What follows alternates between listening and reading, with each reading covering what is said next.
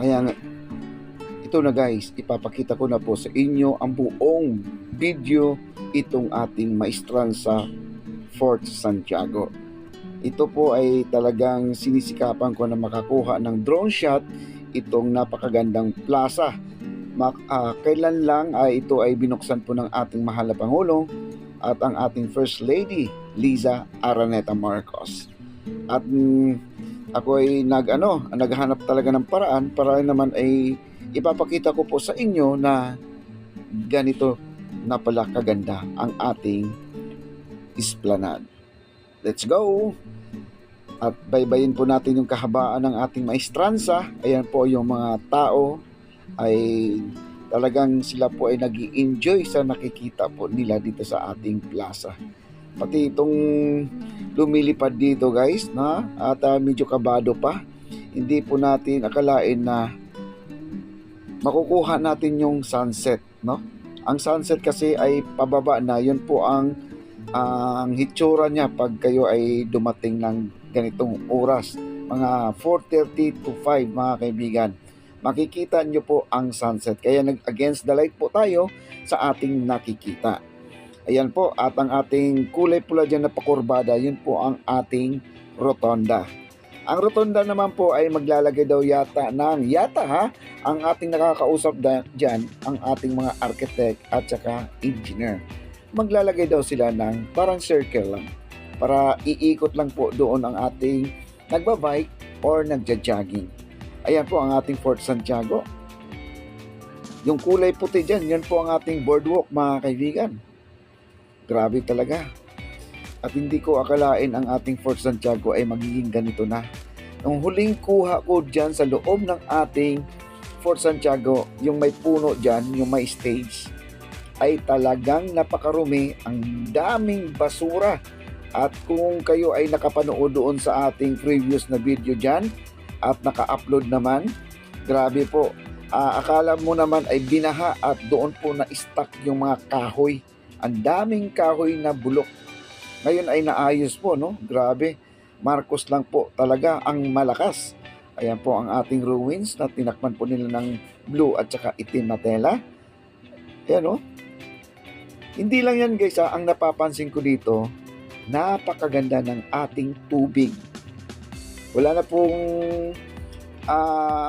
akong masasabi dito sa ilog natin guys, kasi wala po kahit isang water lily na nakikita po natin dito sa ilog Pasig.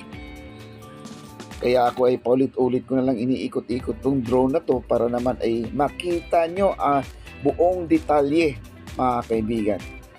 Ayan po ang ating rotonda, ayan, nakikita nyo ang rotonda na yung kulay orange dyan, yung gilid kasi dyan ay naglalagay po sila ng curtain wall mga kaibigan.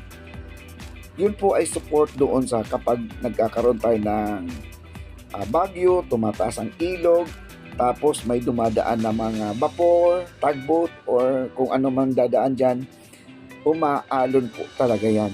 Ngayon, yung curtain wall na sinasabi ko ngayon, yun po ang magsusupport doon sa mga alon na malakas ng hampas dyan sa ating esplanade po mga kaibigan. Grabe guys, napakaganda talaga. Walang basura. Grabe. Yun po ang ating parking lot doon po sa likod. Ayan, nakikita nyo mga sasakyan nakahilera dyan. Ang ating drone ay pinabalik ko na dahil siya po ay malulubat na. Grabe guys. Walang katulad sa ibang bansa. Kung nakikita natin ang Singapore, Taiwan, kung saan man sa ibang bansa, dito pwede tayong makipag-compete sa kanila. Para sa mga Pilipino, gusto po natin ay magiging malinis po ang ating pasyalan. Ayan, no? Ang ganda naman. Huwag naman nating sayangin, dumihan, tapunan, at iiwan na lang po ang ating mga pinagkainan dyan. Tayo po ay maingat po tayo. Isang Pilipino na tayo ay nagbibigay ng saya sa ating mga turista, mga kaibigan. Grabe guys, napakaganda. Ayan pong tulay na yan, yun ay Fort Santiago po yan. Fort Santiago Intramuros Bridge mga kaibigan. Yan po, no? At nasa tapat na po tayo ng bridge mga kaibigan. No? Napakaganda. Yun ang plaza, nakikita nyo ang Plaza Mexico. Grabe, ang ganda-ganda talaga ng ating esplanade. At nagkataon po, no? At tayo nagpapalipad ng drone, may dumaan na barge at hinihila po ng tugboat. Ayan. Ang ating Phase 1C, kita nyo na ang dami na pong tao. Mga ganitong oras, mga bandang alas 4 hanggang alas 5, talagang dadagsain po talaga ang ating Phase 1C. Dahil nandyan po lahat ang ating kailangan ng ating tiyan. No? At grabe. Napakaganda po talaga. Sobra. World class ang dating.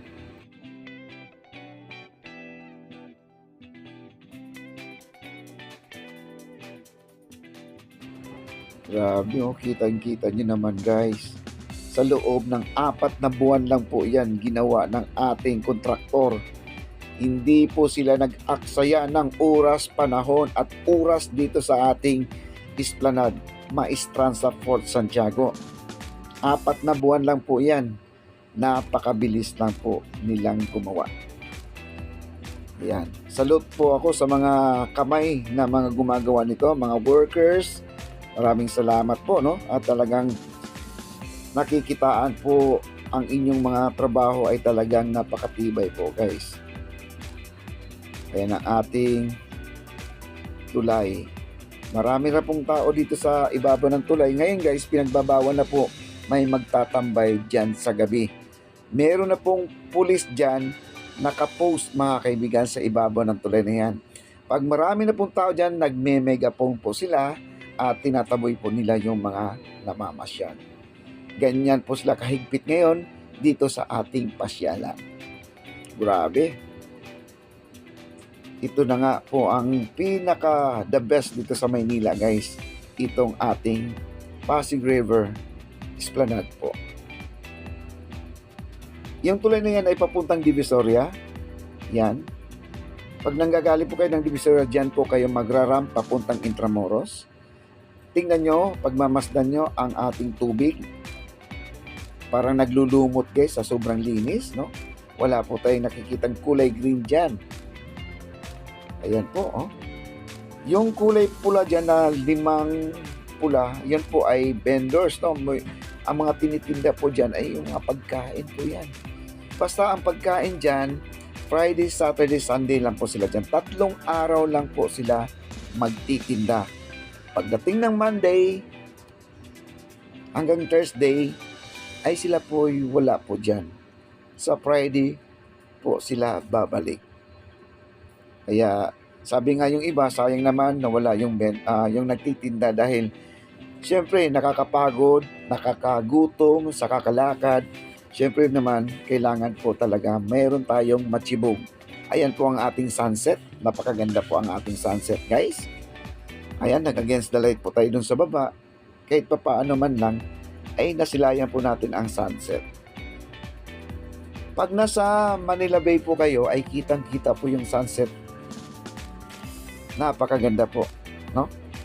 At ako po ay tinasan ko pa yung paglipad ng ating kalapate para naman ay makita pa yung pagbaba ng araw doon sa bundok. Kaya lang natatakot na ako. Kaya ang ginagawa ko na lang dyan ay pinababa ko na po siya. Grabe. Super ganda po talaga ang ating esplanade. Kaya paalala ko lang po, huwag nyong dumihan. Ang basura po natin ay itapon sa tamang tapunan. Maraming salamat po. Thank you so much sa ating mahal na Pangulo, ang ating First Lady, Liza Araneta Marcos. Siyempre naman, hindi mawawala ang ating Secretary, Jerry Acuzar. Maraming salamat po.